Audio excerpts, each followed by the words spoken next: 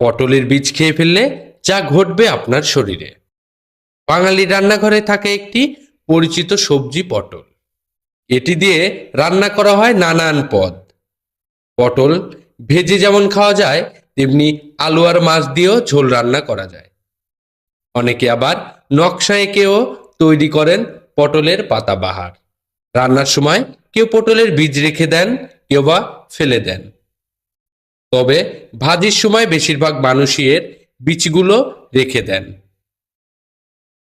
পটলের বীজ খেলে কি হয়, এটি শরীরের উপর কেমন প্রভাব ফেলে, চলুন জেনে নেওয়া যাক। কোলেস্টেরলের মাত্রা নিয়ন্ত্রণে রাখে পটলের বীজ খেলে। কোলেস্টেরল ও রক্তের শর্করার মাত্রা অনেকটাই নিয়ন্ত্রণে থাকে। তাই রান্নার সময় পটলের বীজ ফেলে না দিয়ে খেয়ে ফেলুন।